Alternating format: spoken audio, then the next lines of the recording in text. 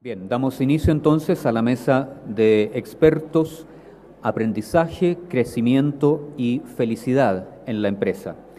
Esta mesa será moderada por la señora Carolina del Loro, socia y directora de la consultora Concilia. Carolina es filósofa de la Pontificia Universidad Católica de Chile y docente de la Universidad de los Andes. Ganó el premio Generación Empresarial 2011, un reconocimiento otorgado a personas del mundo empresarial que encarnan valores como la integridad, la búsqueda de la excelencia en el trabajo, liderazgo trascendente y poner a la persona humana en el centro de la empresa y sus decisiones. Es miembro del directorio del Hogar de Cristo, del comité ejecutivo del Círculo de Personas y Empresas de ICARE y además se desempeña como asesora educacional y empresarial.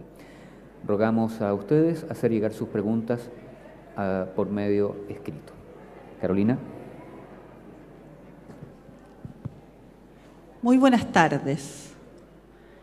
De verdad es un honor y una alegría, ¿por qué no decir una alegría?, estar esta tarde en este patio de la universidad que para quienes nos educamos aquí significó tanto. Significó encuentros, significó amistades, significó formación. Y en este patio central, el gran patio de la vida, los patios centrales son muy importantes en la vida, nos convocamos a preguntarnos sobre la persona en el centro del desarrollo. Nicolás, magistralmente, pero yo quisiera decir más profundamente, humanamente, nos llevó a hacernos las preguntas. Nos llevó esta tarde a preguntarnos los grandes temas, pero nos llevó por sobre todo a salir de nuestra mirada. A cada uno nos invitó a mirar desde otra perspectiva y yo creo que eso es el gran sentido de este seminario. Entonces hoy, esta tarde, nos juntamos a preguntarnos aprendizaje, crecimiento y felicidad en la empresa. Yo pensaba, después de lo que he escuchado, pero pensaba antes, aquellos que no somos tan jóvenes, qué maravilla estar oyendo hablar de felicidad en la empresa, de felicidad en los países. Por ahí hay algunas personas medias escépticas que me dicen, oye, ¿y esto de la felicidad? Y yo me río y le digo, mira, esto tiene 2500 años, no es nada nuevo. Lo que pasa es que hay momentos de la historia, hay momentos de las culturas que se vuelven a hacer las grandes preguntas. Y no hay una pregunta más humana que ¿qué es la felicidad y en qué consiste y cómo llego a ella? Nosotros aquí hemos oído respuestas, pero esta tarde queremos hablar del aprendizaje, del crecimiento, de la felicidad en la empresa. Es decir, y voy a citar aquí al doctor Argandoño, que va a estar mañana, de la posibilidad que tenemos las personas de desarrollarnos en la empresa, de desarrollar no solo nuestras motivaciones extrínsecas, sino que intrínsecas y trascendentes, de encaminarnos a la felicidad. Para esto nos acompañarán tres grandes profesores de esta casa de estudio, Patricio Miranda, Francisco Gallego y Nureya Barca. Partiremos con Patricio, que nos hablará del hombre, del ser humano, de la persona como un ser de relaciones. Patricio es profesor de Educación Matemática y Computación de la Universidad de Santiago, licenciado en Ciencias del Desarrollo en el Instituto Latinoamericano de Doctrina y Estudios Sociales, ILADE, magíster en Ética Social y Desarrollo Humano y doctor en Sociología de la Universidad Alberto Hurtado. Actualmente es profesor y subdirector de investigación y posgrado de la Escuela de Trabajo Social de esta casa de estudio, y sus áreas de docencia e investigación son la metodología de investigación social, las cuestiones éticas en la intervención social y la ética social cristiana. Patricio.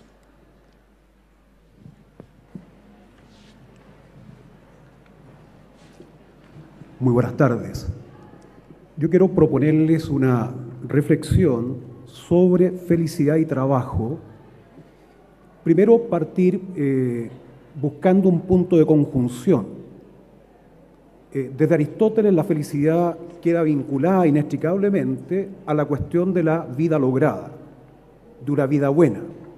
Lo contrario de eso, una vida malograda, una vida agraviada. Eso nos deja puesto un foco respecto de cuáles son las condiciones de posibilidad, si uno piensa en el ámbito del trabajo, que potencian el logro de la realización, de la autorrealización, y cuáles pueden ir en sentido contrario a la realización.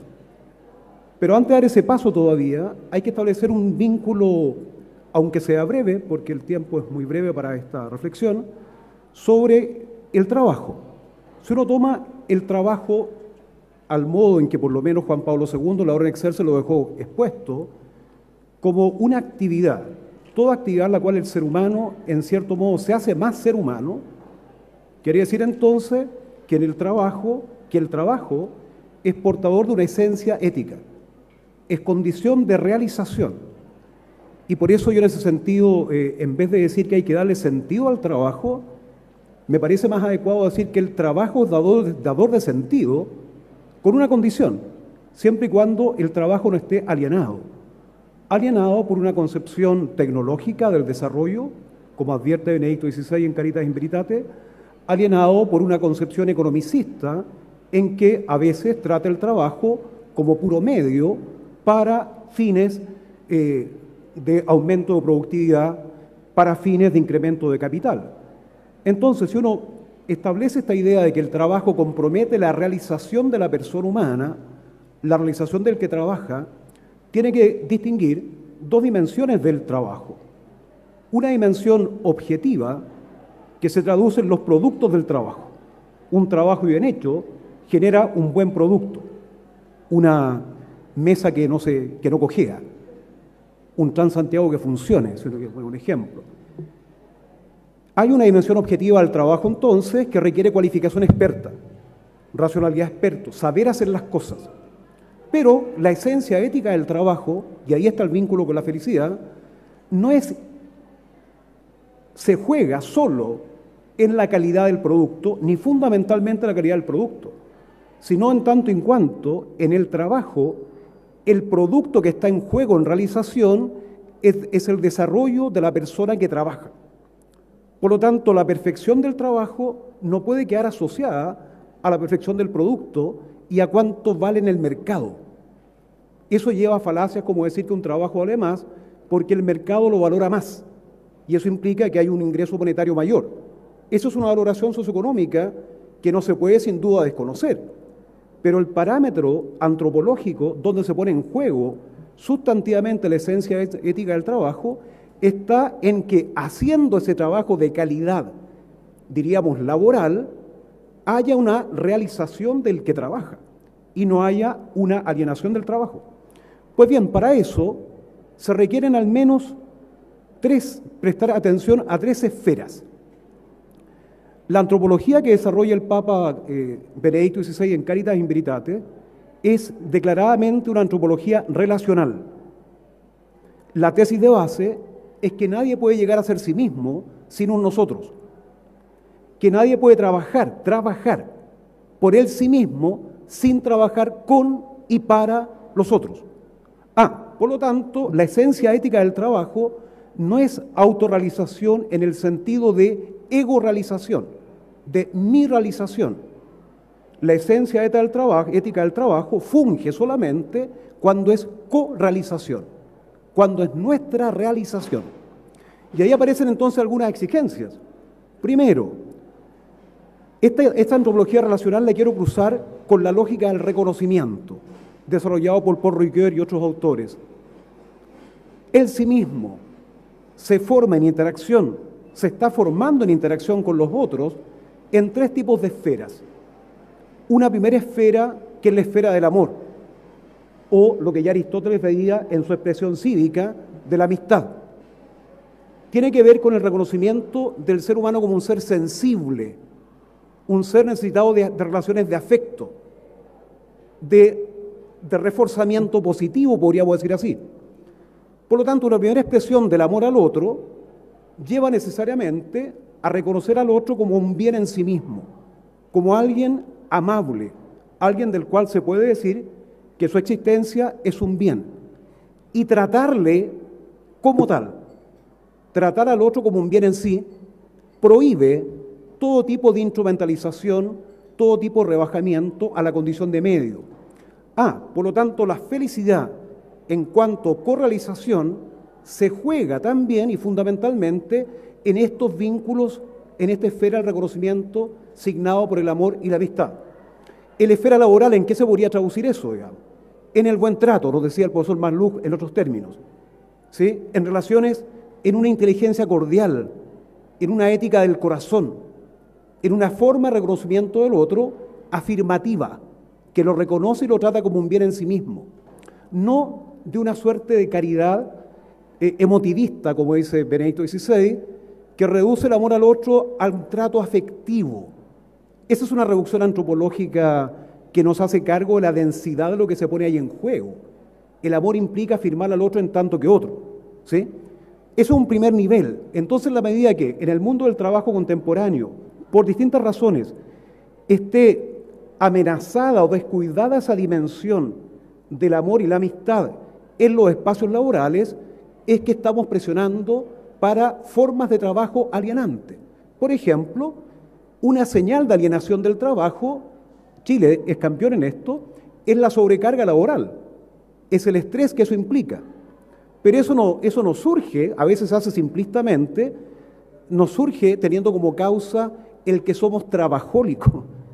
Hay condiciones societales y laborales que presionan, que colonizan a una suerte de mercantilización del tiempo.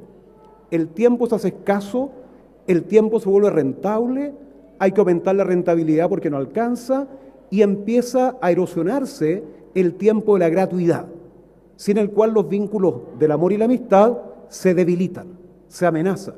Eso compromete, por tanto, la correalización. Pero hay una segunda esfera, muy importante en el mundo del trabajo también, que es la esfera de lo justo, que es la esfera del derecho. En el mundo del trabajo está en la esfera del reconocimiento de los derechos fundamentales, está la esfera de lo que Benedicto XVI denomina, retomando una expresión de la OIT, trabajo decente. Si hay trabajo decente, está al otro lado también, el trabajo indecente. El trabajo indecente es un trabajo que da la primacía a la dimensión técnico-productiva del trabajo sobre la dimensión de autorrealización y de correalización. Si lo quisieran poner en términos de labor en exercen de Juan Pablo II, un trabajo indecente sería todo aquel sistema laboral que da la primacía al capital sobre el trabajo, al producto sobre la persona, sobre las personas. Un trabajo indecente es un trabajo que no remunera el trabajo justamente. Ya desde el Papa León XIII, en 40 años, estaba esta exigencia, el salario justo. Porque el salario para la gran mayoría es el modo en que se puede o no acceder al destino universal de los bienes. De tal suerte que lo que está en juego es una condición imperativa para poder desplegar la propia unidad, poder disponer de las condiciones de vida suficientes, necesarias, para desplegar una vida lograda. Tomás de Aquino ya señalaba que para la virtud se hace necesario un mínimo de condiciones materiales. Cuando se desprotege el trabajo, las condiciones laborales, la justa retribución, se está desprotegiendo, se está agraviando moralmente esta esfera del derecho, ¿sí? Porque se están usurpando o pasando a llevar exigibilidades que derivan del ser humano como un ser intrínsecamente digno. Y está, respecto de lo mismo, la esfera de lo justo, está la pregunta que hay que hacerse más atrás todavía, es la pregunta por la sociedad justa. Una de las innovaciones que el Papa actual ha hecho en el campo de la ética social cristiana ha sido el reponer la pregunta por la estructura de la sociedad. La pregunta si no basta con decir que las personas, leas empresarios, trabajadores, gobernantes, ministros, directores de ONG, sociedad civil en general, sean personas justas. Esa sin duda es una exigencia para la correalización. Se requiere también preguntarse si la estructura básica de la sociedad es justa o no es justa. Y cuando decimos estructura básica de la sociedad, estamos diciendo el modo en que se distribuyen derechos y deberes, oportunidades, saberes, influencias, poderes.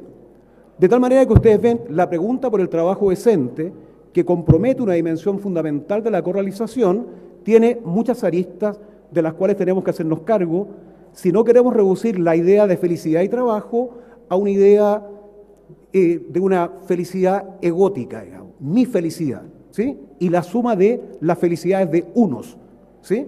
La sociedad vendría siendo una sumatoria de unos en esa lógica, de unos felices. Y finalmente, la tercera esfera en la cual también se compromete la felicidad y la relación con el trabajo es la esfera de la valoración social. Como seres sociales, existimos al interior de historias contadas. Cada ser humano despliega una identidad narrativa dentro de una comunidad de valor. Pues bien, ocurre que hay formas de desarrollar esa identidad narrativa que a veces son devaluadas socialmente. En el espacio del trabajo, ¿cuál sería una evidencia empírica de un agravio moral en el sentido que estamos diciendo? El invisibilizar al otro, el mirar a través del otro sin verle. En el caso de Chile, perdonen que haga la referencia, la situación de las nanas de Chicureo, digamos. ¿Recuerdan ustedes ese debate que se genera hoy, no? Una negación de su ser otro como legítimo, una restricción de derecho y de espacio porque pareciera que valen menos a partir de su propia identidad sociocultural, a partir de su posición de sujeto.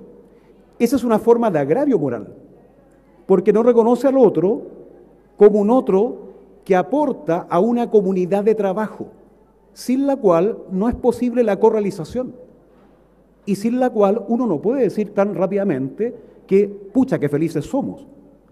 Pucha que felices somos, perdón el giro coloquial, es muchas veces autocomplacencia de que bien estamos. Entonces, esta dimensión de la valoración, del reconocimiento del otro en su identidad, traduce una exigencia ética muy importante que es la estima social, la estima del otro en su propia diferencia, el derecho que cada ser humano tiene a su propia tradición cultural. En el caso de Chile, los movimientos mapuche o los procesos de reivindicación de las minorías étnicas afroamericanas en América Latina, dicen también de un reclamo no atendido, del derecho a aparecer en la esfera pública con su propia identidad, del derecho de ser reconocido en su propia mismidad. Y por lo tanto eso nos hablaría, en el mundo del trabajo, de la visibilización de las diferencias. Y, por ejemplo, es muy interesante que se haya avanzado en el caso de Chile, en la esfera del trabajo, en el derecho laboral, cuando se ha formulado la tutela de los derechos fundamentales en el mundo del trabajo. Es decir, se busca dar eficacia jurídica a lo que la Constitución declara como derechos fundamentales. Esos derechos no podían ser exigidos en la esfera del trabajo. Desde 2 años atrás, en adelante, esos derechos pueden ser exigidos en la esfera del trabajo. Y entre esos derechos está el derecho de no ser discriminado por etnia, por raza, por género, por cualquier diferencia. Porque cualquier discriminación compromete la valoración social del otro como un legítimo otro. No lo trata ni lo reconoce como un fin en sí mismo. No lo estima socialmente. Recapitulemos esto. Si la ética tiene que ver con la vida lograda, no es la vida lograda solipsista. En Aristóteles la vida lograda es la del animal político, del ser intrínsecamente social. Por lo tanto, tendríamos que decir que la ética hoy día sería equivalente a una orientación a la vida lograda, pero con y para los otros, en instituciones justas. Noción muy rica de Paul Ricoeur, un filósofo de regambre cristiana también, ¿no? Pero no vale porque sea regambre cristiana, sino justamente por la fuerza vinculante relacional que le da al concepto. Orientación a la vida lograda con y para los otros en instituciones justas. En la medida que esa noción de ética uno la pone a operar en la esfera del trabajo, en estas 3 esferas, del amor, de la justicia y de la solidaridad, es que se generan 3 grandes productos dinámicos el autorrespeto, la autoconfianza y la autoestima. Diríamos entonces que difícilmente se podría hablar de felicidad en el mundo del trabajo si las condiciones laborales no van de la mano con estas orientaciones de autorrespeto, de autoconfianza, de autoestima. Obviamente no estamos con esto sugiriendo que la felicidad dependa totalmente de las condiciones externas. Es una relación dialéctica entre el sí mismo y el nosotros, donde podemos decir que estamos avanzando hacia una cultura del trabajo que apunta hacia la correalización. Muchas gracias.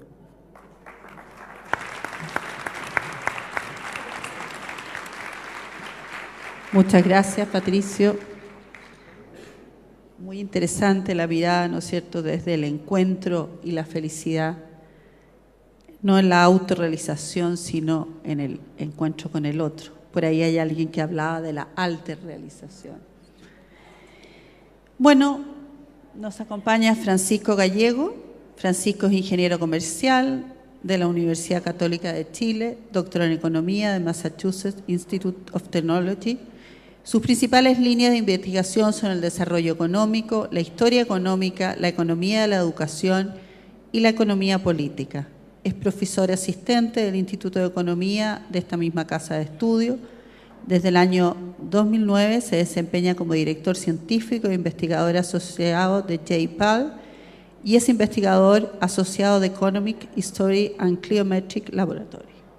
Muchas gracias. Adelante. Francisco nos va a hablar del entorno del crecimiento humano. Bueno, muchas gracias por la invitación y por la organización de este congreso, ¿no? Yo creo que es algo que hacía falta, por lo menos desde que estoy yo en la universidad, hace aproximadamente 6 años, de tener un espacio, ¿no?, de compartir desde distintas disciplinas, ¿no es cierto?, saberes, poniendo a la persona en el centro del desarrollo. Yo voy a usar unas transparencias, una presentación, la verdad que por deformación profesional a esta altura ya casi no puedo hablar si no es con transparencia. Y traté de denominar a mi presentación la persona en el desarrollo, trayendo la ciencia económica a la discusión, ¿ya? Y yo soy economista, ¿no? No sé si alguien me puede ayudar a poner las transparencias que se vean allá, porque no sé qué. Bueno.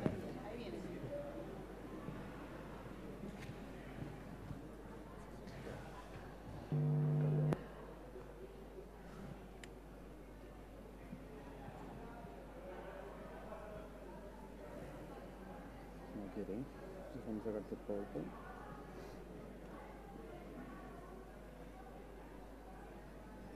Ese.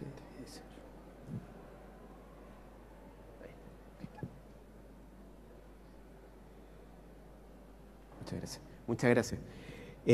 Yo soy economista de formación o de formación, puede decir algunas personas, pero de formación yo lo pienso más bien. Entonces, yo quería conversar hoy día un poco, contar dos cosas primero, ¿no? Un poco como lo hacía Nicolás, creo, en su presentación. Yo soy un economista académico, que esto significa básicamente alguien que vive en la universidad, que hace investigaciones de temas que parecen relevantes, que aplica la metodología que usamos, ¿no es cierto?, en economía. No soy un experto en teología ni en doctrina social de la Iglesia, sino más bien estas reflexiones, en cierto sentido los pensaba ahora cuando estaba sentado, son el reflejo de una conversación, de un autoaprendizaje, de hecho con algunos alumnos y colegas que están sentados por acá que veo. Entonces, refleja en cierto sentido cómo yo como economista voy conversando con la doctrina social de la Iglesia, cómo voy haciendo preguntas en cierto sentido, de hecho a veces preguntas concretas a personas concretas, cómo la lectura de los documentos de las encíclicas y otros documentos me van interpelando a mí como economista, ¿ya? Como dice, ¿no es cierto?, el compendio de la doctrina de la Iglesia es como de todos, la vamos construyendo entre todos, y yo trato un poco de hacer un aporte en esa línea acá.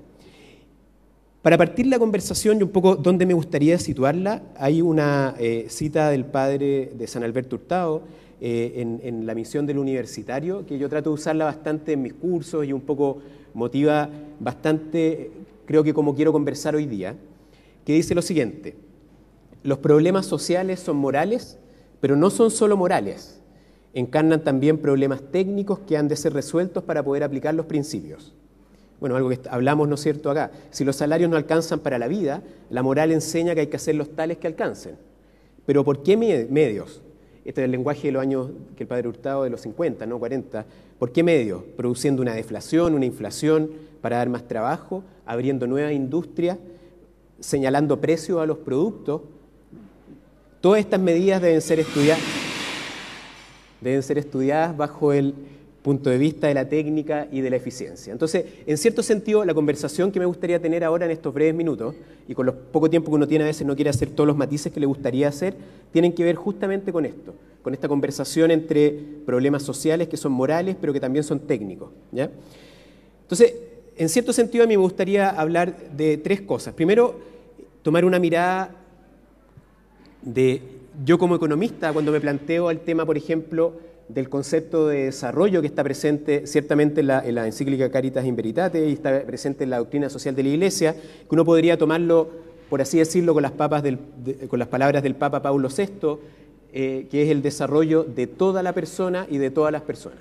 ¿Esto qué implica? Obviamente implica una mirada multidimensional, ¿no es cierto? No solamente mirar el bienestar material, por así decirlo, o un tipo de bienestar material, como puede ser el dinero que las personas reciben por su trabajo, sino que mirar de un modo más amplio. Y por otra parte también implica mirar una dimensión social que tiene que ver con todas las personas, ¿no es cierto?, con hacerme cargo del otro, con preguntarme, ¿no es cierto?, por las estructuras sociales, por mis prácticas personales, ¿ya? Entonces esto ciertamente va más allá que el PIB per cápita, que es esta medida de desarrollo que los economistas tendemos a usar, y considera otras dimensiones más amplias. Entonces, lo que yo quiero conversar es de dos cosas. Si miro el desarrollo del punto de vista de toda la persona y todas las personas, ¿qué puedo contarle a ustedes desde mi ser como economista, que creo que conversa bastante bien, en cierto sentido, con la doctrina social de la Iglesia? Entonces, si yo les preguntara a ustedes, como para comenzar, si ustedes piensan nomás y toman una medida de desarrollo material, como puede ser el ingreso per cápita de los países, las diferencias que hay en el mundo son abismantes, ¿no es cierto? Desde países que tienen un ingreso per cápita muy bajito en África, ¿está bien?, Ruanda, el Congo, hasta países que tienen ingreso per cápita, que no sé, son más de 100 veces, de hecho, el ingreso per cápita de esos países. Entonces uno podría preguntarse cuál es la causa del desarrollo. Y uno podría plantear distintas hipótesis, ¿ya? Hipótesis que tienen que ver con la geografía, que tienen que ver con recursos naturales, hipótesis que tienen que ver con el capital humano, por así decirlo, ¿no es cierto? Y lo que yo les quiero contar es una parte de la literatura de la cual me ha tocado trabajar y contribuir en parte, y que de alguna manera llega a la siguiente conclusión, que en cierto sentido el desarrollo económico sustentable tiene que ver no tanto con si los países tienen más recursos naturales, ¿no es cierto?, no tiene tanto que ver necesariamente con qué institución económica particular funciona en las sociedades, sino que tiene que ver fundamentalmente con procesos sociales que implican participación e instituciones políticas que garantizan, por ejemplo, igualdad y participación amplia en el mundo político, que obviamente después se traduce en políticas públicas, en instituciones, que se traduce en acceso a oportunidades en salud, educación, discúlpeme que use el lenguaje economista, en el mercado de capitales, que también se traduce en respeto de derecho de propiedad y de predictibilidad de las situaciones para muchas personas y no solo para unos pocos. Cuando uno toma esta medida y empieza a decir, bueno, en verdad el desarrollo sustentable no solo tiene que ver con si en el mercado laboral tengo una legislación pro o contra no sé qué cosa chiquitita, sino que voy más bien a lo que determina la institución, uno toma una medida que en cierto sentido está bastante más cerca que medidas como mecánicas de funcionamiento. Y ustedes me pueden decir ahora, bueno, pero no dijiste antes que querías hablar de desarrollo más amplio y ahora estás hablando de PIB per cápita. Entonces, lo que yo hice para esta presentación fue decir, bueno, tratemos de ver qué impacto tienen las instituciones definidas por estos autores. De hecho, hay una página web de un libro recientemente publicado por dos de los autores que han hecho contribuciones académicas súper significativas. Entonces, ¿cómo puedo ampliar este concepto de estos señores, ¿no es cierto?, a medidas más amplias de desarrollo? Y acá uno puede tomar, por ejemplo, medidas que van desde los indicadores de desarrollo humano, muy influidos por un premio Nobel de Economía que se llama Amartya Sen, que no viene de la tradición católica, ciertamente, sí, viene un poco, recoge ciertos elementos de la tradición aristotélica, ¿no es cierto?, que tiene que ver con desarrollo humano más amplio, que tiene que ver con las capacidades de las personas para ser una mejor persona. o indicadores más, entre comillas, utilitaristas, que están muy de moda ahora, como son los indicadores que hay encuestas para muchos países de satisfacción con la calidad de vida, ya que reflejan en cierto sentido mucho más una visión acotada, pero interesante y distinta de la felicidad, con indicadores de educación, ¿no? O con medidas de desigualdad. Entonces lo que yo hice fue simplemente tomar los resultados de esta literatura y preguntarme este tipo de instituciones que generan más desarrollo económico acotado a dinero, ¿no es cierto? Y todo, bueno, ¿afectan estas otras dimensiones o no? Y para mi sorpresa, de hecho, y este es un resultado que de hecho no está en la literatura, es una novedad académica, de hecho, cuando uno mira los impactos de este tipo de instituciones en medidas más amplias de desarrollo, son del mismo orden de magnitud. Para alguien más técnico, allí están las transparencias, los efectos estandarizados, por así llamarlo. Y son del mismo orden de magnitud. Entonces, yo de alguna manera, cuando veo estos resultados, en cierto sentido me llama la atención lo profético de la doctrina social de la Iglesia, porque la doctrina social de la Iglesia en el fondo está diciendo, mire, si usted queremos que las personas se desarrollen íntegramente, ¿no es cierto?, en sí mismos, y un poco lo que nos contaba Patricio antes, pero cuando voy a ver los países que se han desarrollado más en el mundo, ¿no es cierto?, que implica condiciones materiales de vida mejores, veo que las cosas que nos está diciendo la doctrina social de la Iglesia son las cosas que aseguran, en cierto sentido, un desarrollo sostenible en el largo plazo. Entonces, un poco algo que decía Nicolás antes, ¿no es cierto?, también, tú decías otra cosa, pero voy a hacer la analogía también, que uno decía, bueno, cuando uno viene a conversar acá y decimos, ya superemos la economía de hoy, ¿está bien o no? Que yo enseño economía en la universidad con mucha honra, de hecho, ¿no es cierto?, ¿está bien? Hice un doctorado en economía y hago papers en economía y estoy muy contento de ser economista, no me escondo de ser economista. Cuando veo eso digo, bueno, pero en verdad uno tiene, como decía Nicolás, que votar lo que estaba antes, o sea, hacer un o, la economía así, o lo otro, o tiene que hacer un y, que es de alguna manera, partiendo de lo que ya sabemos, enriquecerlo, ¿ya? Y para terminar, ¿no es cierto? Todavía tengo una luz verde ahí, así que creo que eso significa que me queda tiempo, ¿no? No me queda, ¿no? ¿Sí? ¿Estoy bien? Ya. Sí, ok. Entonces, el primer mensaje, el gran mensaje que traduce en cierto sentido, o refleja más bien, más que traduce, esta conversación personal, aunque creo que comunitaria, ¿no?, de economistas católicos, que vamos a la doctrina social, volvemos, nos desafiamos, elegimos temas de investigación, ¿no?, que tienen que ver con preguntas que nos parecen relevantes, de alguna manera encontramos este resultado como de consistencia, que a mí no deja de llamarme la atención, ¿ya?, y que sugiere un o, ¿no? Un i, perdón, no un o. Y para terminar, en los 3 o 4 minutos que me quedan, otra dimensión que también refleja mucho de lo que está detrás de este desarrollo de estos países, que es tener países que tienen mucha educación, ¿no es cierto?, países que dan oportunidades para que los jóvenes, ¿no es cierto?, independiente de su origen socioeconómico, se puedan desarrollar, justamente es la educación, ¿no?, y es lo que está detrás de este desarrollo. Entonces, otra cosa que yo quería conversar con ustedes es, de alguna manera, cómo ciertos avances en la investigación desde la economía, ¿ya?, desde esa cosa que a veces nos restringe, pero que también nos puede enseñar cosas, ¿no es cierto?, que nos elevan, por así decirlo, y por eso que es importante el I, ¿no es cierto?, desde la economía surgen, de alguna manera, preguntas respecto de qué fundamentalmente me ayuda a que un niño, por así decirlo, aprenda más, independiente del nivel socioeconómico en que venga. Y estoy siendo con una visión bien restrictiva y denme la libertad de hacerlo en el poco tiempo que tengo. Es mucho más amplio que simplemente que aprenda, tiene que ver más con el desarrollo más amplio, ¿ya? Entonces, porque aquí la pregunta es, bueno, uno puede decir, claro, es importante, ¿no es cierto?, por ejemplo, que el desarrollo, para que tengamos el desarrollo de toda la persona y todas las personas, la igualdad de oportunidades, que es una dimensión, hay otras dimensiones de justicia mucho más amplias también, pero que puede ser, por ejemplo, que el capital cultural del niño, y de su familia, de su barrio, de su origen socioeconómico, no importe tanto para entender hasta dónde ese niño va a llegar en distintas dimensiones en su vida, ¿ya? Y es una tremenda palanca de justicia. De hecho, ¿no es cierto? Si uno, y aquí hay un gráfico, me lo voy a saltar, en verdad que no se ve mucho y todo, este gráfico lo que muestra dos cosas. Muestra que un niño que nace en un hogar donde la madre es mucho menos educada, en promedio tiene resultados de aprendizaje de pruebas muy restrictivas como el CIMSE, pero que están correlacionados con otras cosas más amplias, que son del orden de 2 desviaciones estándar más bajo. Eso es una cosa tremenda, para alguien que se maneja en estadística, una cosa tremenda, ¿ya? Pero también muestra que dentro de cada nivel socioeconómico hay ejemplos bien notables que logran romper ese determinismo socioeconómico, ¿ya?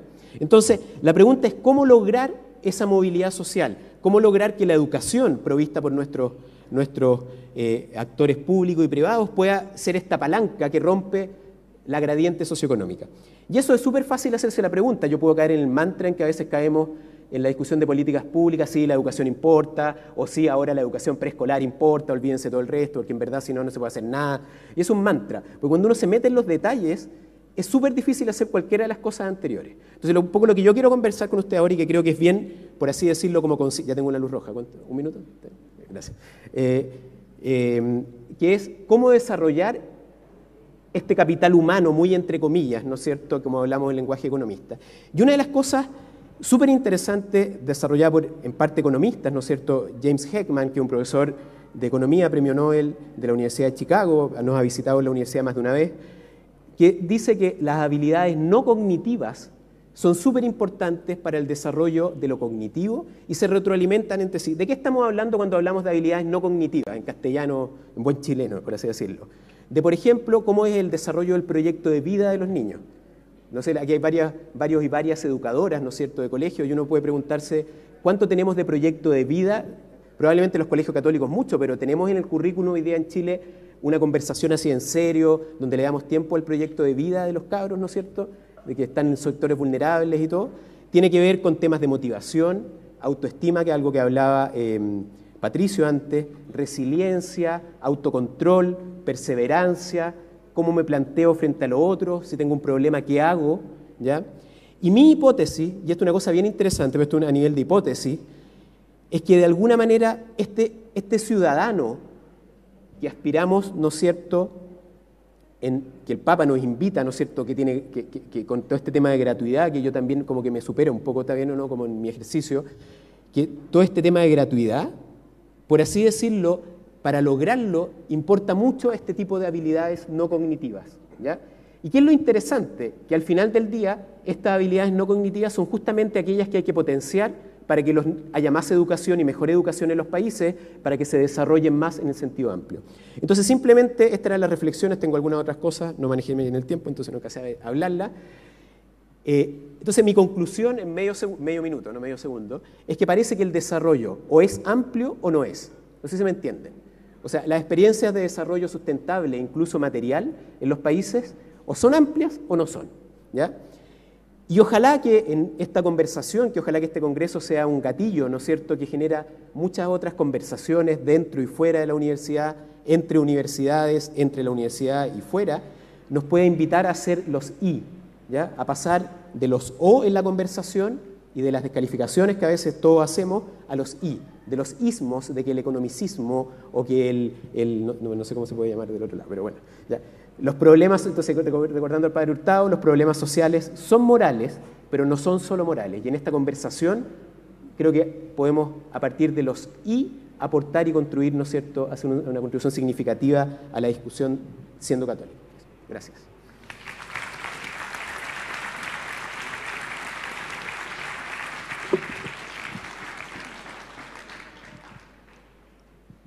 Muchas gracias, Francisco. Yo creo que Francisco nos invita al ejercicio universitario por excelencia, ¿no?, al encuentro de los I de las disciplinas y no de los O, a este desarrollo que en eso sí que es o es amplio o no es, y ese O sí que es fundamental. Bueno, nuestra querida profesora Nureya Barca, quien es muy conocida en el ámbito de lo que nos va a hablar en este minuto, es psicóloga de la Universidad de Chile, máster y doctora en psicología de la Universidad de California. Actualmente es profesora titular e investigadora de la Escuela de Administración de la Pontificia Universidad Católica de Chile. Cuenta con diversas publicaciones científicas en revistas extranjeras. Además es autora de los libros Inteligencia Emocional y El Líder como Coach. Sus temas de interés son las habilidades sociales, el liderazgo, el trabajo en equipo, el comportamiento organizacional, la inteligencia emocional y negociación. Realiza consultoría y seminarios y talleres en estos tópicos en distintas empresas. Junto con recibir a Nureya, quiero recordarles sus preguntas, que escriban sus preguntas para que podamos tener ese acto y ese ejercicio universitario tan maravilloso que incluye los I, que es conversar. Nureya.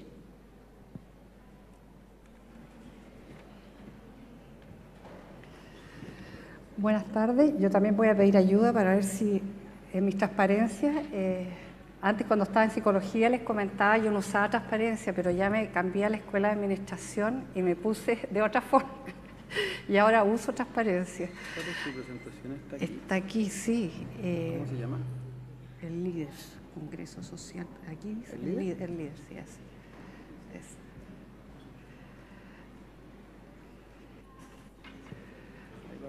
Ah, ya. Bien, para mí es un honor y un gusto estar aquí conversando de estos temas porque creo que en nuestra universidad realmente estos son los temas más importantes a los que deberíamos dedicar quizás mucho más tiempo y dan sentido a lo que nosotros hacemos. La felicidad que uno siente de haber pasado la vida entera dentro de la universidad, yo entré cuando me recibí recién, es precisamente el sentido que da el poder no solo estudiar, investigar y estar en contacto con los alumnos, sino... Está con dos... A este, me lo saco. No, yo no. No tengo celular ya. Acá. Oh, acá no lo tengo. Vamos a probar.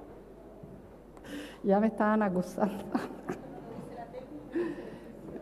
Como les decía, el sentido que tiene el trabajo que uno hace y realmente yo tengo que reconocer que desde el momento que tomé la decisión de quedarme en la universidad mientras escribía mi tesis de psicóloga, ha sido inmensa. Es decir, yo creo que no habría habido otro lugar donde yo me podría haber realizado. Por eso mismo sé lo duro que debe ser, tal como Nicolás decía, ir como una pega en que uno se ve forzado a hacerlo. La felicidad que da el hacer lo que uno le gusta es extraordinaria. Y en esto yo creo que a pesar de los tremendos desafíos que nos planteaba Nicolás en su charla, y uno podría deprimirse de verdad, hay algo que todos nosotros podemos hacer, y de eso es lo que yo quiero hablar, que es en el ámbito que a uno le toca ser líder y ayudar a otros a crecer. Eso es algo que, aunque uno esté en la posición que esté, en el lugar que esté, lo puede hacer y de esa forma contribuir a este cambio enorme que todos los expositores anteriores han planteado. Ese cambio enorme no va a ser posible si nosotros no cambiamos, si nosotros no hacemos nuestra parte. En psicología hay algo que casi todos están de acuerdo, y es difícil que en psicología estemos de acuerdo, pero hay algo que sí es casi general, y es decir que el cambio de las personas uno no lo puede forzar desde afuera. El único que puede cambiar es uno. Cuando uno cambia su comportamiento, los que lo rodean pueden tener la posibilidad de cambiar. Así es que, en ese sentido, este desarrollo que nosotros esperamos de nuestra sociedad y de los que nos rodean en la empresa o en la organización que trabajemos, depende fundamentalmente que nosotros cambiemos nuestra manera de comportarnos. Y por eso pienso que eso sí que nos da esperanza, porque cuando está en control de uno hacer algo, entonces es posible, ¿no es cierto? Primero, solamente hacer un breve recuento de algo que hicimos en una investigación precisamente con Nicolás Macluf y con Darío Rodríguez, en que investigamos cuáles eran los cambios más importantes que se daban dentro de las organizaciones de la empresa. ¿Y por qué parto por esto? Porque yo creo que cuando uno piensa en qué sentido tengo que cambiar yo para provocar o promover el desarrollo de otros, tengo que también imaginarme el contexto en el que me encuentro. Y el contexto en que hoy día nos encontramos en las empresas y en las organizaciones es muy distinto al que había antes. Claramente ha habido una evolución, sobre todo en los países desarrollados, nosotros notábamos esta evolución. Y cuando lo medimos en nuestro país ya hace algunos años, veíamos ciertas tendencias. Por ejemplo, ya veíamos que las organizaciones estaban mucho más en red, que se comunicaban internamente y externamente, al revés de lo que ocurría en una organización tradicional, en que antiguamente había unos cuantos expertos dentro de la organización que daban respuesta a las preguntas que algún cliente o alguna persona de afuera le hacía, y que si no estaba ese experto no había manera de tener respuesta. Hoy en día eso es imposible de pensar. Cuando uno hace una pregunta en una organización, muchas personas deberían y pueden contestarnos.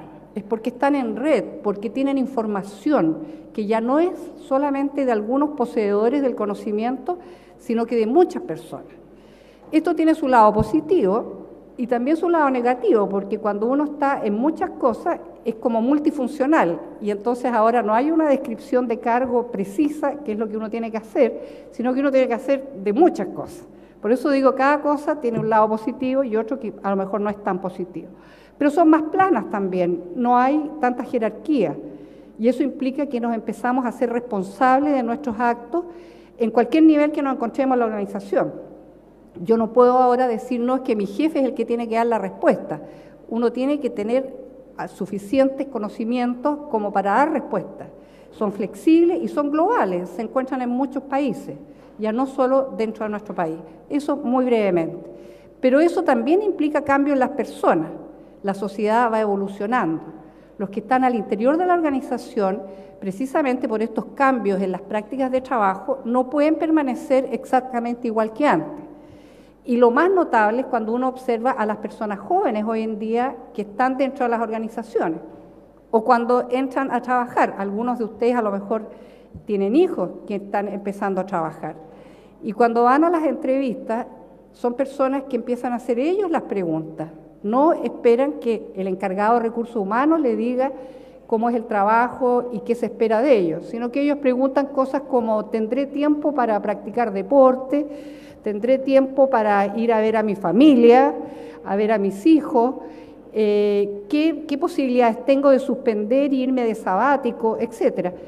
Todo eso a nosotros nos parece sorprendente, pero nos muestra cómo las personas al interior de la organización están cambiando y eso implica inmediatamente que la forma de motivar a esas personas y de que se encuentren satisfechas en lo que hace es muy distinta, porque ya no basta solamente con decirle tiene que aumentarle el sueldo para que se quede con nosotros, ahora tiene que darle ciertas condiciones favorables a su vida personal para que esa persona elija quedarse con nosotros. Y eso empieza ya a producir un cambio en el sentido de lo que hemos conversado acá, es decir, la humanización. Está siendo forzada prácticamente por personas que hoy en día exigen llevar una vida de otra calidad. Y no importa solamente lo que uno gana o no gana, sino que también el tipo de vida que quiere llevar. Esto de la buena vida, de llevar realmente algo que vale la pena. Y eso, gracias a Dios, las personas jóvenes, quizás por haber visto a sus padres trabajar tanto, están anhelando. Eso provoca inmediatamente un cambio en la relación que tiene la empresa con las personas. También estos cambios han hecho, por el lado más negativo, que las personas dentro de la organización ya no se comunican como antes. Cuando la organización era más pequeña y las personas se conocían más, se juntaban más, por ejemplo, y era más humana su relación. Jugaban fútbol, conocían a los hijos, iban, si había bautizo de algún hijo, sabían las edades, sabían en lo que estaban. Nosotros vimos en esta investigación que eso ya se había perdido y las personas mayores lo echaban de menos, eran muy nostálgicas respecto a eso. Los más jóvenes no les importaba, encontraban que eso no era lo más importante, pero los mayores decían, antes éramos amigos. Esto referido a algunas cosas que se han conversado acá respecto de lo importante que es mantener estos vínculos que hacen que la vida sea más llevadera y más humana. Eso también dentro de esta modernización de las organizaciones se ha ido perdiendo. Pero yo les decía que cada uno de nosotros podía tener una tarea de ayudar a que se vaya humanizando el trabajo dentro de las empresas. Y a eso me quiero referir porque es el liderazgo que cada uno de nosotros puede ejercer en el ámbito en que le toca actuar. Brevemente, si uno hace una reseña de cómo han evolucionado los modelos de liderazgo, desde los años 50 más o menos, se empezó a focalizar en cómo era la persona del líder, es decir, cuáles eran sus características, sus rasgos que hacían que alguien fuera líder. Y todo estaba centrado en el fondo en algo personal, individual.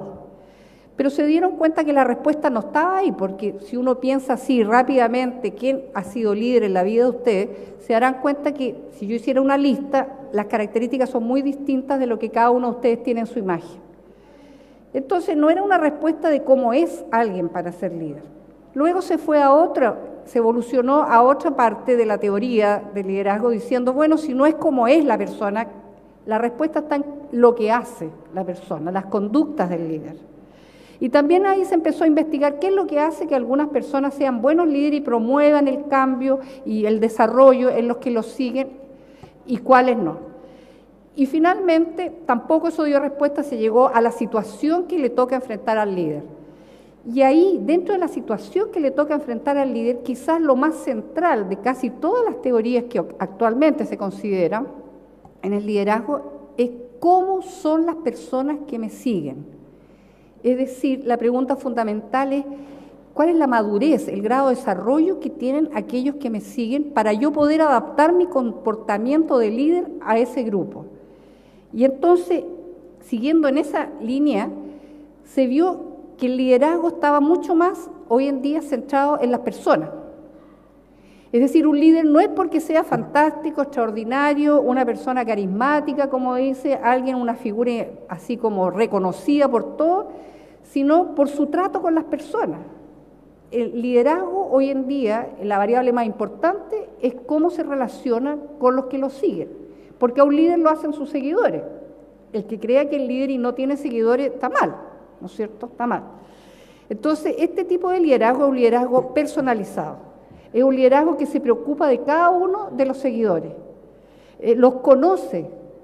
Cuando hablaban de este maltrato, que es no ver a otro, esto es precisamente este punto, el liderazgo personalizado. Yo veo y conozco a los que me siguen, los que están a cargo mío. Yo no puedo decir no tengo idea quiénes son.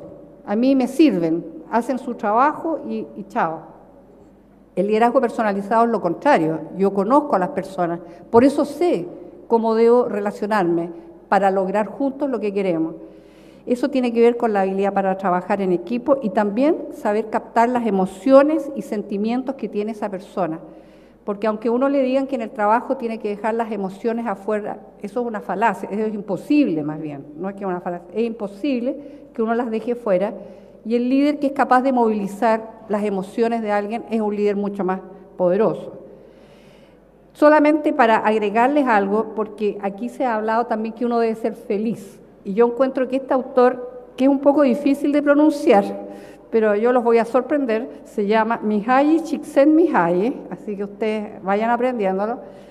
Este autor observó quiénes eran felices trabajando y tuvo que empezar observando a artista, porque un artista es feliz mientras hace lo que hace.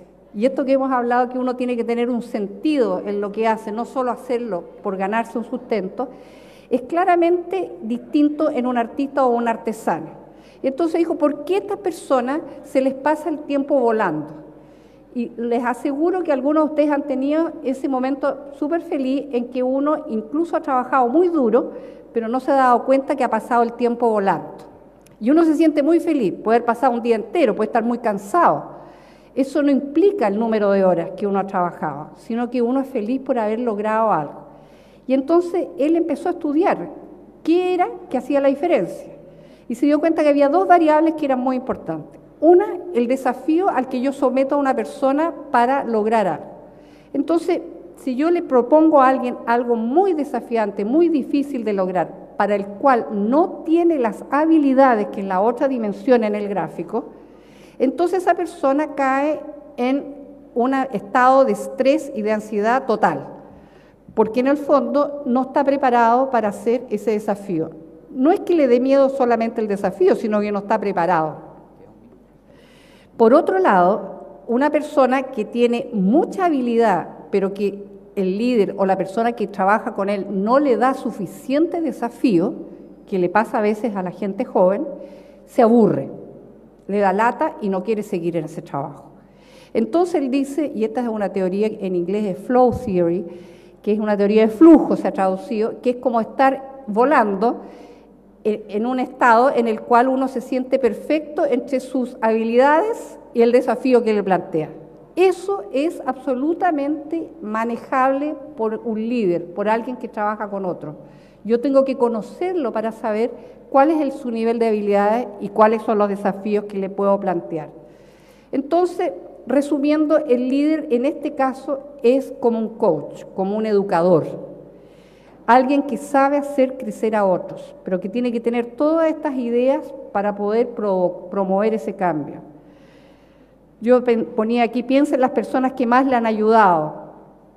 Recuerda aquellos momentos que le impactaron. ¿Qué aprendió de esas experiencias? Si uno hace ese ejercicio se darán cuenta qué le sirve a uno para crecer. ¿Qué significa ser coach? Coach es alguien que ayuda a transportar, fíjese, coach era el cochero, viene de ahí esa palabra, que ayuda a transportar a las personas del lugar donde se encuentran hoy hasta el lugar donde desean llegar. Esto es súper interesante. El que trabaja con otros no fuerza, así como decía Nicolás, es casi invisible, no fuerza al otro a hacer algo, sino que lo transporta desde donde está al lugar que esa persona quiere llegar, a donde le tiene sentido llegar. Por eso la tarea del líder es similar a la del coach, generar crecimiento en las personas. Muchas gracias.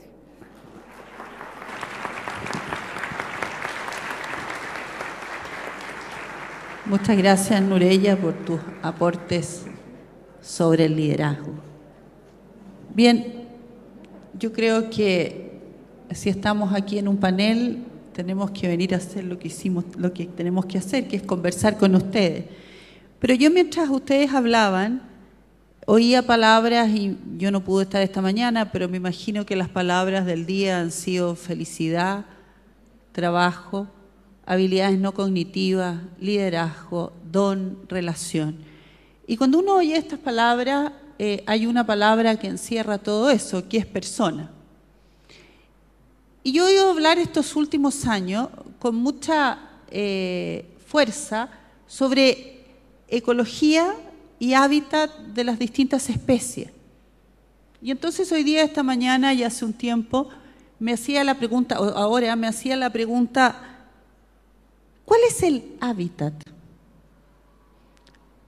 para que las personas puedan florecer y para que logren la felicidad, la eudaimonía? ¿Hay un hábitat que necesita el ser humano? ¿Cuál es ese? Les abro desde la perspectiva del don, de la educación. Gustaría partir por ahí. Sí, yo voy a hacerme cargo primero por el orden nada más, ¿no? No porque tenga mucho más que decir sobre eso. El hábitat que tú planteas ha sido tematizado también en el pensamiento social de la Iglesia como ecología humana. Si lo vinculo con la propuesta que yo hacía para vincular felicidad y trabajo, diríamos que el hábitat fundamental se juega en estas tres esferas del reconocimiento: en la esfera del amor, en la esfera de la justicia, en la esfera de la solidaridad. En el amor, en tanto y cuanto ahí se pone en juego el reconocimiento del otro como valioso por sí mismo, como amable, y se le trata como tal. Y ese trato no es puramente cognitivo, porque es muy fácil que uno haga una apología de la dignidad de la persona humana y después sea avasallador en relaciones cotidianas, digamos. Es una relación cordial, ¿sí?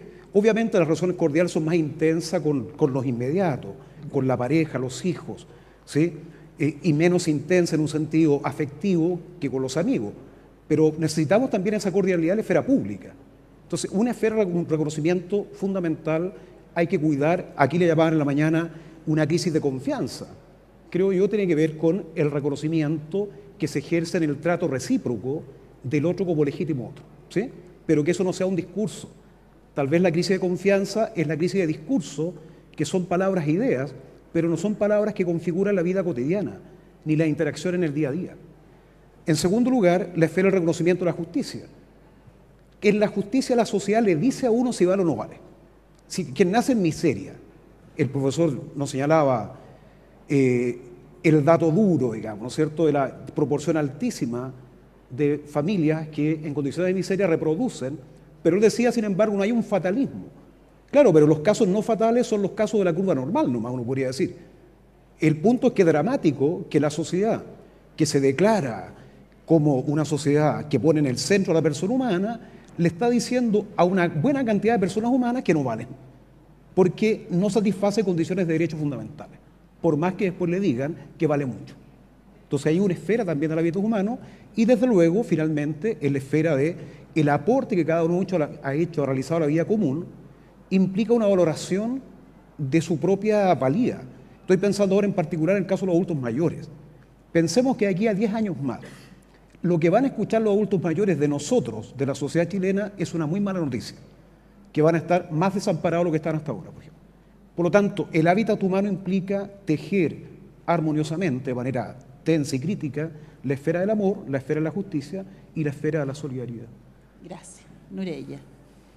Ya, yo no tengo tanto más que agregar porque encuentro bien completo lo que tú has dicho, Patricio, pero quizás ahondar en un punto que es lo de los vínculos. Pienso que aparte de las palabras o de lo cognitivo que uno puede decir que valora mucho a otro, realmente el establecer vínculos que perduren en el tiempo y que uno mantenga con otra persona en las buenas y en las malas, como decimos, es lo que hace la diferencia. En un estudio que se hizo y que apareció en la revista del Harvard Business Review hace como 2 o 3 años, se le pidió a los empleados en una organización que escribieran al final del día, así como un diario, qué es lo que recordaban de ese día. Cualquier cosa, así como 2 o 3 ideas que recordar. Y después recopilaron como durante 15 días de muchas personas qué es lo que habían anotado. Y es notable ver ahí cómo lo que más recuerdan las personas son los encuentros que tuvieron con otros, especialmente con el jefe. Por eso el liderazgo es tan importante, el papel que juega. Somos mucho más responsables cuando somos líderes en algún grupo. Porque lo que ellos recordaban era no eso de que alguien le haya enseñado a otro que tiene que darle una palmada en los hombros o sonreírle, porque eso no vale, uno se da cuenta que no es cierto. Lo que ellos recordaban casi siempre era cuando le habían reconocido la tarea bien hecha, pero de verdad que ellos habían hecho una buena tarea, no por decirle está bien, ¿me entiende? Como son palabras. Entonces eso me refuerza la idea de que cuando es un vínculo real, establecido, sobre cosas que se hacen, sobre todo en un trabajo en común, el orgullo que siente alguien de que su jefe, o cuando uno es niño, cuando el papá le reconoce a uno algo, es extraordinario, uno se acuerda para siempre. Aunque haya sido una tontera lo mejor que uno hizo, pero si a uno se la valora, eso reconoce. Entonces yo creo que esa ecología, ese ambiente, se nutre de ese tipo, parecen detalles, pero son los que hacen la diferencia. Gracias. Sí, yo agregar un par de cosas muy pequeñas, creo que diría más que sobre todo el punto de vista de la educación. Un poco mi lectura de la evidencia disponible es que para que el niño se desarrolle, quiero complementar un poco desde la evidencia también un poco lo normativo que ha surgido antes, tiene que ver con darle un espacio a cada niño en lo especial que tiene, ¿ya? Y potenciarlo de alguna manera. Entonces, los sistemas educativos que son exitosos primero miran al niño en un sentido más amplio que lo solo cognitivo.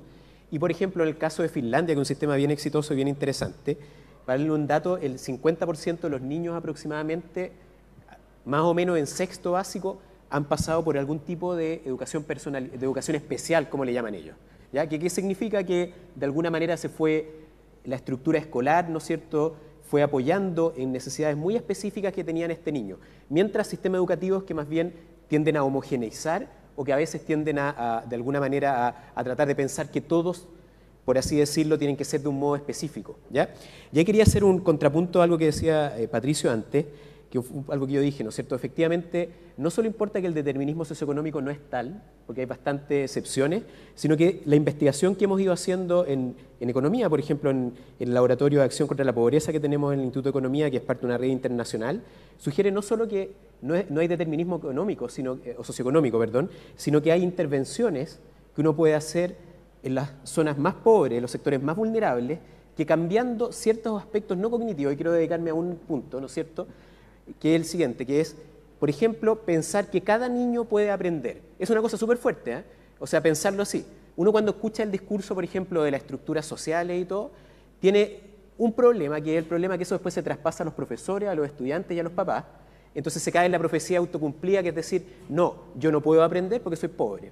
¿Está bien o no? Porque la estructura social, no estoy diciendo que eso no sea verdad, estoy diciendo que no es todo, ¿ya? Entonces, un poco la investigación que hay, y es bien interesante, hecho con evaluaciones experimentales, es que, por ejemplo, colegios en Estados Unidos en particular, pero en Chile también hay algunos que operan con la metodología de que no hay excusas para que un niño no aprenda. ¿Está bien? O sea, yo parto la conversación con el niño, sea afroamericano, sea hispánico en Estados Unidos, diciendo que cada niño puede aprender, que es una derivación de lo que yo dije antes, de pensar en ese niño, en lo especial que tiene y en potenciarlo.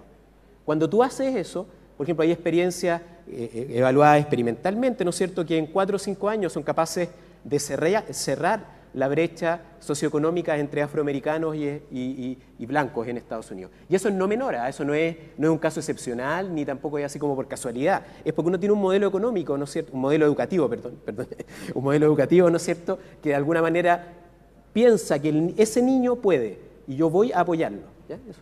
Entonces yo creo que ese hábitat, por así decirlo. Y pensando en el tema de la familia, porque decimos que las familias de los niveles más pobres, más de privado, generarían esta respuesta. A mí me encanta lo que tú dices, porque yo creo que los seres humanos estamos condicionados por el medio, pero no determinados. Existe esa libertad maravillosa. ¿Qué aspectos de la familia? Porque una cosa es que los padres tengan bajos niveles de estudio. ¿Qué pasa con el mundo? Porque voy a decir lo que siento, no puedo decirlo. Yo creo que el hábitat por excelencia para que un ser humano se desarrolle tiene un solo y gran nombre y se llama familia. La reina de los vínculos, la reina del encuentro, la reina del liderazgo, la escuela y la cuna de aprendizaje. ¿Qué factores familiares que no solo tengan que ver con la educación de una persona pueden ayudar a salir al desarrollo o a dar este salto de esta, comillas, condicionamiento?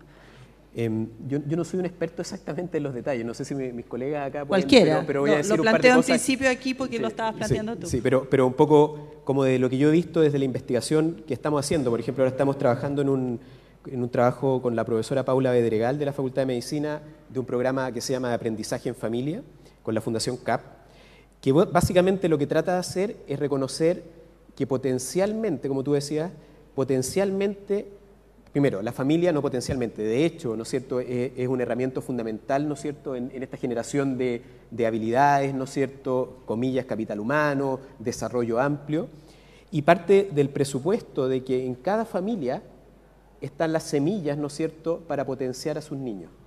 Y lo que hace un poco este programa, ¿no es cierto?, es un programa que trata de potenciar justamente lo que hay, entregar herramientas simples, ¿no es cierto?, de apoyo al colegio, integrar a la familia al colegio. A propósito, estos colegios en Estados Unidos, de hecho, un componente es justamente integrar a la familia. Entonces, yo diría que va por ahí, ¿no es cierto?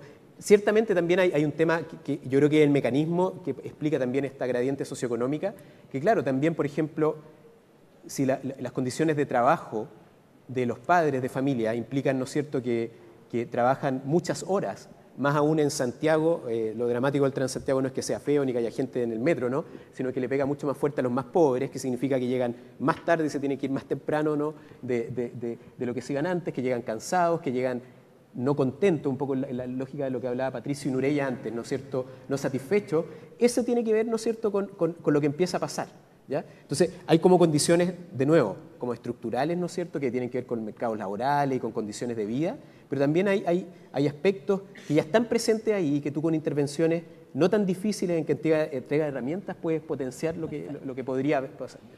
No sé si alguno quisiera... Yo paso. Bien. Aquí hay una pregunta que me parece muy interesante. Dice, ¿qué motivos hay detrás de un Chile donde el quintil más rico percibe los mismos ingresos que Luxemburgo, mientras que el más pobre un ingreso parecido al de Zimbabue? ¿Qué mecanismos consideran válidos para enfrentar la situación? Usted tiene... Esa pregunta me recuerda una equivalente que se hacía a San Alberto Hurtado en su obra póstuma Moral Social. ¿Cómo entendía San Alberto la cuestión social en el Chile del 52? Como haber traído a juicio al orden social existente. Nótese a propósito lo que decías tú, Francisco, ¿no? No está hablando de determinismo social, pero tampoco está apostando por una suerte de individualismo metodológico que opera con la premisa de que todo lo que ocurre a una persona se juega a nivel de su esfera individual. Hay factores que tienen que ver con modos de relacionamiento colectivo, ¿sí?, que van a incidir, van a aumentar la probabilidad de que ese orden social, desorden le llamaba Alberto, se reproduzca. ¿Sí? El mismo Juan Pablo II en su magisterio social insistió mucho en esa paradoja, ¿no?, del crecimiento y desigualdad. Países que crecen en riqueza frente a países que crecen en pobreza, digamos. Entre países desarrollados económicamente y no desarrollados, y al interior de países. Entonces la pregunta es del observador, de la observación sociológica e incluso de sentido común, ¿es qué hay en la sociedad que hace que eso se reproduzca? Si todas las personas como individuos únicos y irrepetibles tienen la posibilidad de modificar de posición, ¿por qué no lo hacen? ¿Será porque no quieren? ¿No será que hay factores, hay cuerdas invisibles que al menos limitan mucho las probabilidades de que eso ocurra? Entonces, la pregunta de San Alberto llevaba a poner también el foco de atención en factores estructurales. Y fue muy audaz, y tal vez por eso que su obra póstuma estuvo más de 50 años sin ser publicada. Muy audaz en decir, por ejemplo, asumiendo con el Papa Pío XI de la época, que la lucha de clase era un hecho. Lo decía Pío XI, 40 años. Alberto lo reproduce en el caso de Chile y señala que los grandes agitadores sociales no son los que andan en las calles, sino que son aquellos que, poseyendo los recursos, no pagan el justo salario, por ejemplo. O sea, para decir entonces que hay formas de retribución del trabajo, de distribución de los bienes, que curiosamente hacen que se produzca un orden social que concuerda con los guarismos que alguien nos decía en términos de desarrollo y subdesarrollo.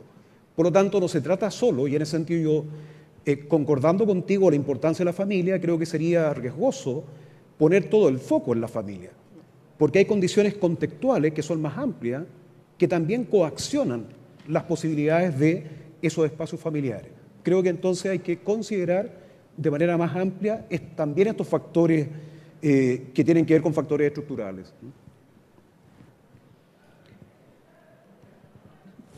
Nureya, yo quisiera... ¿Francisco? Sí, sobre el tema sobre este tema, ¿puedo decir dos palabras? Sí. Primero, el tema de la pregunta misma, ¿no?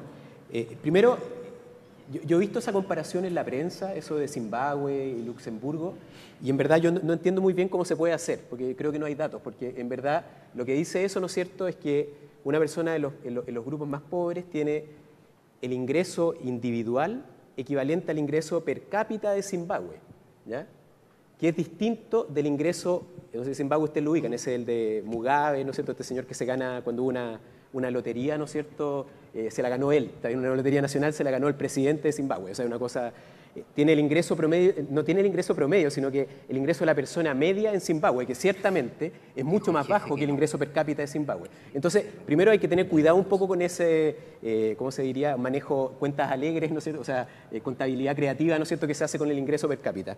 Pero habiendo dicho esto, ciertamente la desigualdad es bien grande. Desde un poco lo que yo argumentaba al principio, ciertamente esas desigualdades que hay en Chile tienen que ver con las instituciones, en mi opinión, políticas que hay en Chile, con la participación efectiva que tienen las personas. Eso son cosas estructurales, de hecho, no son cosas de individualismo metodológico ni nada, son cuestiones estructurales que tienen que ver en la investigación histórica hace harto tiempo, que no son determinísticas de nuevo, pero que están. La respuesta más corta, ¿no es cierto?, que veo yo, ¿no es cierto?, es esta de diferencias de distribución del ingreso. La causa más próxima, que tiene causas más profundas, es justamente diferencia de acceso a educación de calidad, ¿no es cierto? O sea, así de simple, y eso tiene que ver con cuánto gastamos por niño, ¿no es cierto? Perdón que lo lleve una cosa tan... pero cuánto gastamos por niño en términos de gasto público por niño, tiene que ver con cuánto, de alguna manera, regulamos, ¿no es cierto?, al funcionamiento de proveedores privados que a veces se llevan la plata para la casa, básicamente. También algunos proveedores públicos hacen lo mismo de modo más elegante, también, ¿no es cierto?, que no se nota tanto, por así decirlo. Entonces, de alguna manera, ahí hay como temas que yo creo que son más próximos, por así decirlo.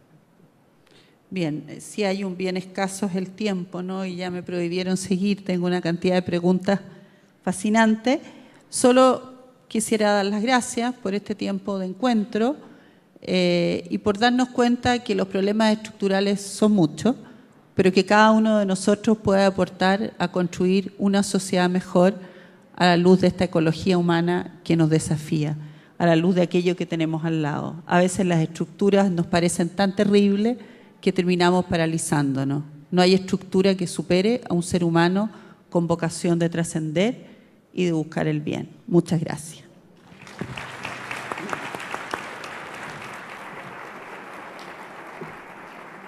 Bien, para continuar con el Congreso, la parte final de este día, se van a realizar los paneles de presentación de trabajos. Como ustedes han visto en el programa, estos paneles son el número 1, Desarrollo Sustentable y Bienestar Humano, que se realizará en la Sala Pedro Lira, que está aquí atrás. El número 2, Educación, Experiencias en Formación de Personas, en la Sala 17, Patio de la Virgen, a su izquierda. El número 3, Salud y Psicología al Servicio de la Persona, en la Sala D302, en el tercer piso de la Facultad de Derecho, está por este otro lado, en el edificio, en el Patio de Comunicaciones. Y el panel 4, Miradas del Desarrollo Humano Integral, hoy en el Salón de Honor, segundo piso. Hasta esos lugares los podrán conducir nuestras monitoras con polera naranja. Les recuerdo también que mañana el Congreso continúa a las 8:45. Conserven sus credenciales. No es necesario mañana acreditarse, pero de todas maneras conserven sus credenciales. Muchas gracias y hasta mañana.